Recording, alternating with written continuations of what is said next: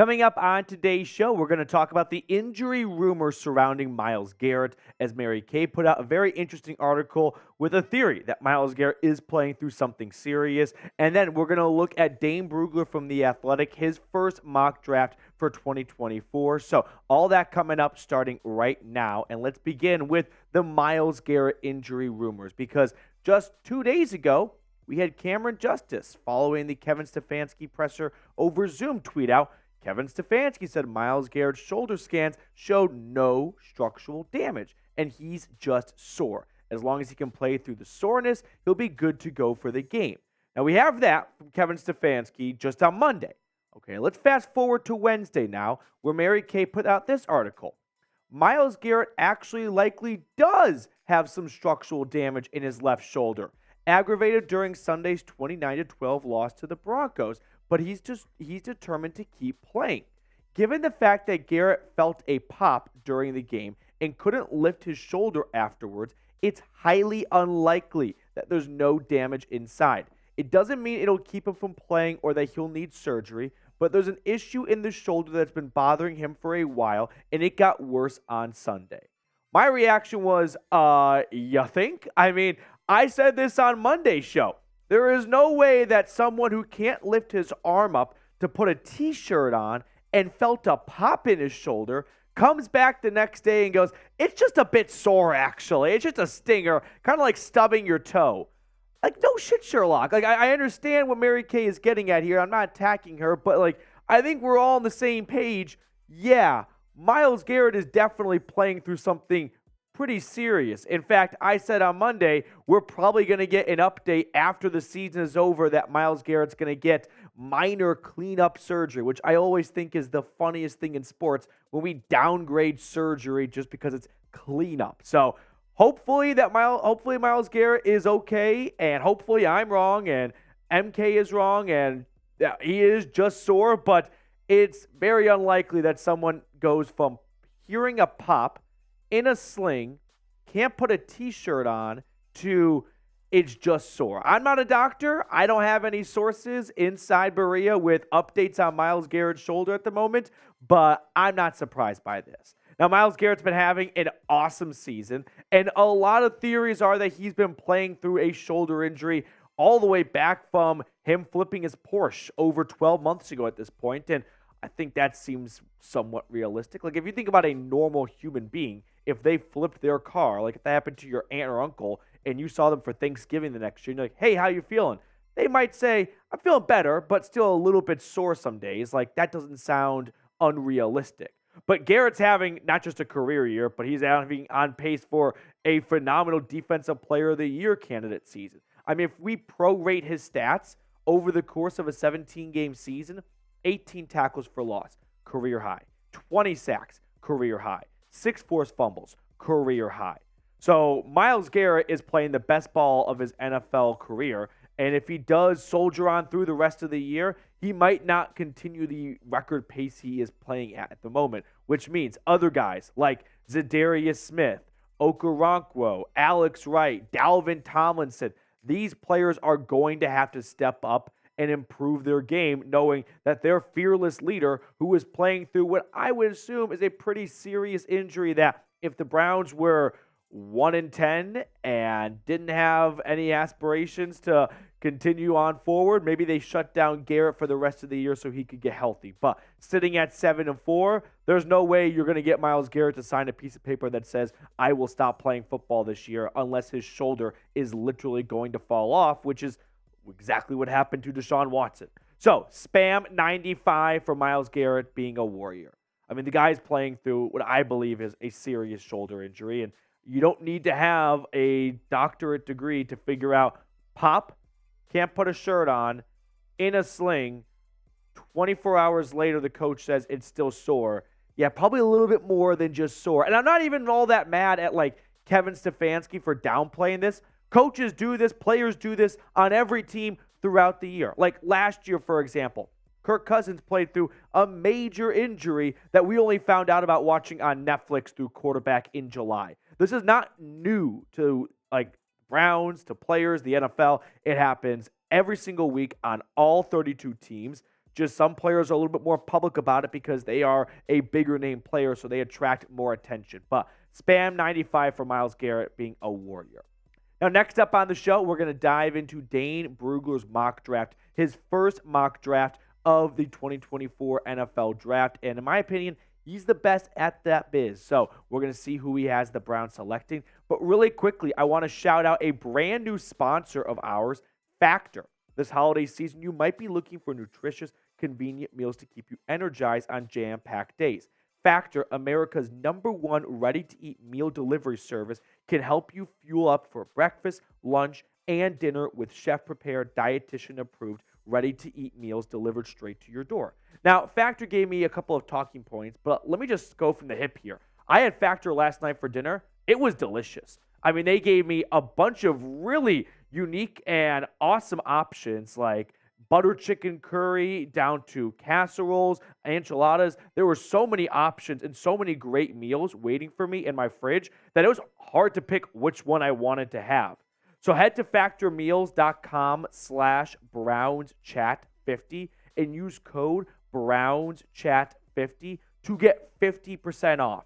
That's code BrownsChat50 at factormeals.com/BrownsChat50 to get 50% off. All that information is in the comments and description of today's video. And if my girlfriend Shay is watching right now, pause off the smoothies. They have awesome smoothies as well for breakfast. Those are for Papa, not you. All right, moving on here. Let's talk a little bit about mock drafts. How accurate are November mock drafts? I think this is a good starting point before we dive into who Brugler had going where, okay? So if we look back at Dane Brugler's 2023 mock draft, he correctly picked 5 players who went top 10. So 50% for top 10 in November. He went 19 for 31 on players who went round 1 period. Not saying they went to the right team or anything, but of the 31 names he had in last year's mock draft at this time, 19 of them ended up going in the first round.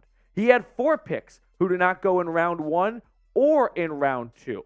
His most accurate selection was Paris Johnson going to the Arizona Cardinals at number 7. He ended up going to the Cardinals at 6. His biggest miss, I would say, was he had Devin Witherspoon to the Cowboys at 27. He ended up going top 5 to the Seattle Seahawks. Now, if we compare Brugler to some other companies that put out mock drafts this far out, The Athletic went 19 for 31, like I mentioned.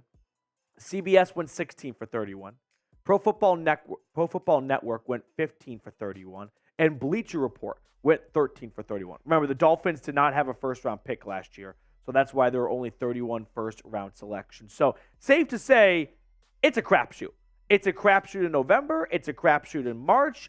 It's a crapshoot all year long. But Brugler, I would say, is the most accurate of this very difficult guessing game that is NFL mock drafts. So now let's jump into his mock draft. We'll go through the entire thing in case you guys are curious. He had Caleb Williams going number 1 overall, no surprise. My bold prediction back in April of 2023 was Marvin Harrison goes number 2 no matter who is selecting. And that's looking pretty good right now. No big deal. Drake May to the Patriots at number 3. Joe Alt to the Bears at number 4. We'll move along here. Olu going to the Commies. Malik Neighbors to the Giants. Neighbors is good. His teammate Jaden Daniels going to the Bucks at 7. I think Jaden Daniels is going to be a really special quarterback. Brock Bowers, his career is going to get ruined at the Jets. How about Dallas Turner to the Titans? That's an interesting one right there. The Raiders picking another DB who's probably not going to be any good, like always. Other names to keep an eye on. The Bengals, who will probably either tag and trade T. Higgins or just lose him in free agency outright, draft his replacement in the Washington Husky. Jared Verse, who a lot of people thought could go first round last year, he stayed for an extra year in Tallahassee. He could end up at the Cardinals at 17 in Brugler's eyes. The Broncos get a corner. Imagine them having 2 Alabama corners. The Falcons take a Penn State edge rusher, Chop Robinson. Yomoving along a little bit here, J.J. McCarthy. Now, the studio I'm filming in right now shares a wall with our Michigan football host, James Yoder, who's also my boss. So I won't be too loud on this one, but J.J. should not go first round. Moving on here to to the end of the first draft, a couple of Buckeyes going to Detroit and the Jags. And then speaking of Buckeyes, or speaking of some other edge rushers as well, or offensive linemen, I'm trying to say here, to round out the first round, we've got the Eagles taking a BYU Cougar and then a corner going to the Ravens. Again, it's really difficult to do mock drafts in November for a handful of reasons, but number one is you don't even know which teams are picking in what spots and who they are going to be looking for and who's going to be available at that spot. But finally, we come to round number 2, where there are only 2 teams without a first-round pick in this year's draft as of this moment. The Panthers, which is ironic because they need a first-round pick more than anyone right now, and then the Browns, who do not have a first-round pick for one last draft, and then they regain their first-round pick in 2025. So let's talk about Tyleik Williams, the defensive tackle out of Ohio State. On the Buckeyes official website, they have him listed at 6'2", 290 pounds. And if we think about some of the previous DTs that Andrew Berry has drafted, Elliott, Togiai, Perion Winfrey, they were all a little bit on the smaller-ish side, the 3 to 5 technique, not the true nose tackles like we saw last year in Ika and Dalvin Tomlinson. He was an honorable mention All Big Ten Conference player last season. 3-year guy at Ohio State who saw a lot of snaps even in his his freshman season, Now we'll look at Tyleik Williams, who forms what I would say is a pretty formidable duo with Hall over in the middle, that defensive line in Columbus. He had an awesome rookie year in terms of getting after the quarterback. I keep saying freshman year, 5 sacks, and then currently right now for Ohio State, 3 sacks, 5 pass breakups. If I've got any Buckeyes fans watching right now, this would be an awesome another pipeline pick from Columbus up to Cleveland. Last year, we saw DeJuan Jones. We saw Luke Whippler. We saw Ronnie Hickman sign afterwards. And now we're seeing Tyleik Williams come join a handful of his former teammates. But let's look and see what Dane Brugler had to say about this selection. With Shelby Harris, Maurice Hurst, and Jordan Elliott set to be free agents this offseason, the Browns might be looking at defensive tackle with their first pick in April. Williams has been a disruptive force for the Buckeyes in 2023, equally effective stuffing the run and putting pressure on the pocket. So here's my take, if you will, on Tyleik Williams being mocked to the Browns. I can get on board with drafting a defensive tackle in round 2. Brugler made some great points about you have 4 rotational defensive tackles right now, 3 of which are set to be free agents after the season. And you don't really have any young guys coming up outside of Ika. So if you want to kind of add a little bit to your farm system at the defensive line, I could see the Browns going that direction. Now the question is, who is the best defensive tackle in the middle to late second round? Because I remember last year in early mock drafts, some people had the Browns going with Siaki Ika back when they still had an early second round pick that they ended up trading to get Elijah Moore. So Ika didn't go to the Browns until round 3. But maybe that was just 1 year. Just 1 year, Trace. Last year, or 2 years ago, Browns were mocked to go and get defensive tackle Perion Winfrey in the second round, a guy they got in the 4th round. So the point I'm trying to make here is Brugler is the best at predicting in November, but even his batting average isn't 1,000. So I can get on board with drafting a DT in round 2. I'm not sure if that DT is Williams. It's way too early to say. But let me know who you think or what position the Browns should target in the draft. Defensive tackle makes a lot of sense. Linebacker could make a lot of sense as well. I'm looking to fill some holes on departures this upcoming offseason from guys on expiring contracts, and those 2 positions really jump out to me. That's going to do it for us on today's show. Thank you so much for tuning in. If you enjoyed our content, consider going ahead and subscribing. We always keep you guys informed and entertained here at the channel. So we'll sign off, and we'll see everyone throughout the week with more updates leading into Week 13.